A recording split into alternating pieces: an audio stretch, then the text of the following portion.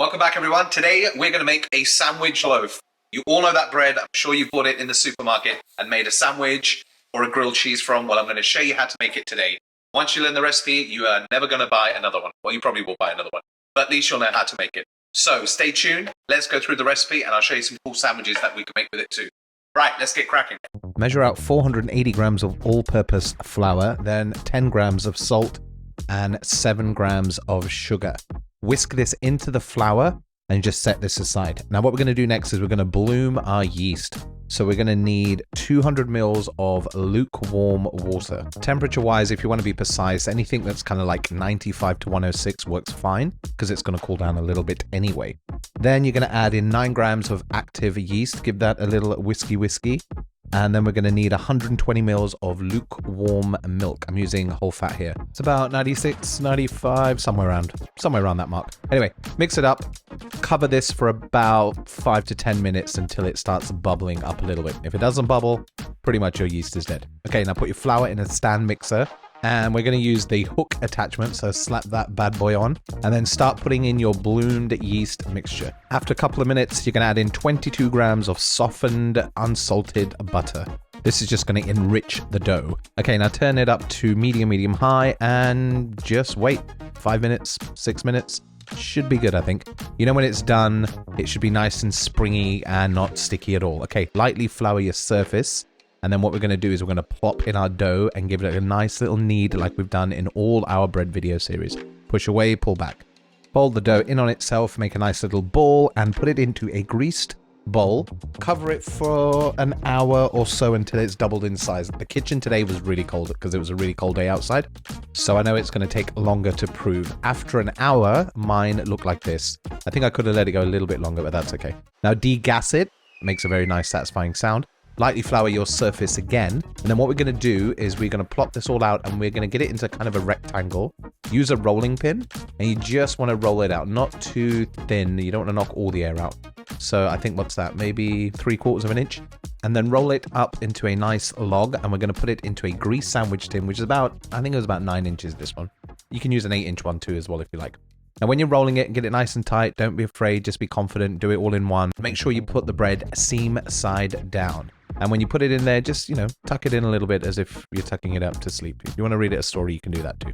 Okay, now cover it and you're going to leave it for about 45 minutes to an hour until it's nicely risen. This could have risen a little bit more, but my kitchen was cold, so it's all good. This will come up nicely in the oven.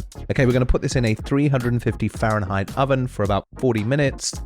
Gently, after it's done, take it out. Make sure you don't burn yourself. Tap the bottom. Make sure she's hollow. And just brush over some melted butter. Optional step, but I like to do it. It gives a nice flavor afterwards.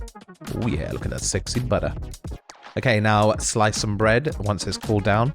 And just look at the beautiful crumb. This bread is awesome in sandwiches and amazing toasted as well. I have to sneak a little piece warm just with a bit of butter. So good.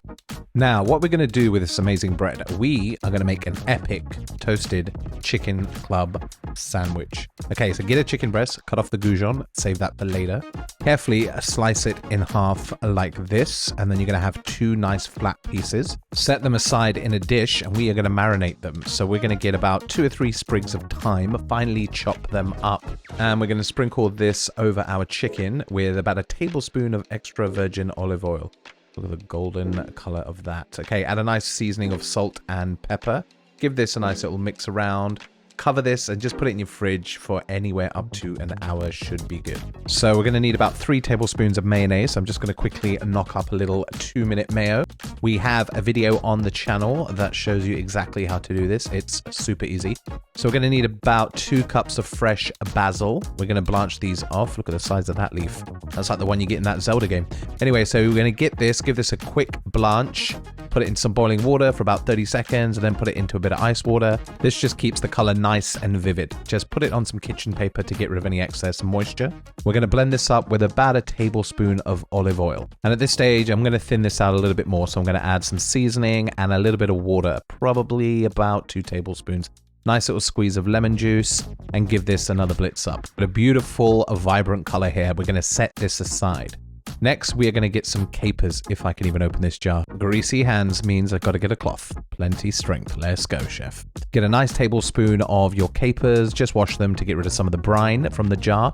And just give them a rough chop, nothing too crazy. Okay, now get about 3 tablespoons of your mayonnaise. Put in your capers. Put all your blitzed up puree of basil. And then we're going to add a secret ingredient, anchovy paste. If you don't have this, make sure you have it in your fridge at all times. It's awesome. Adds a lot of umami flavor. Okay, then you're going to take a clove of garlic and just put a bit of salt on it and make a paste. Put that in.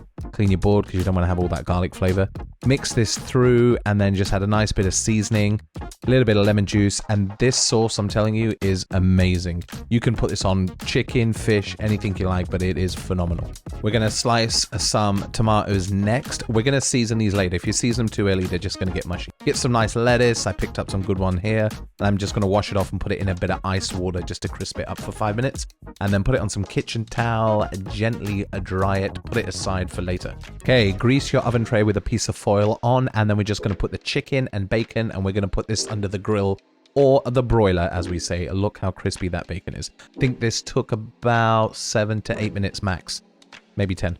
Okay, now you're going to get your tomatoes and you're going to season it up with some salt and pepper, both sides, please, because it makes it so damn tasty. Okay, now set this aside and we are going to cut off 3 slices of our beautiful bread that we just made, and we are going to toast these to perfection under the grill.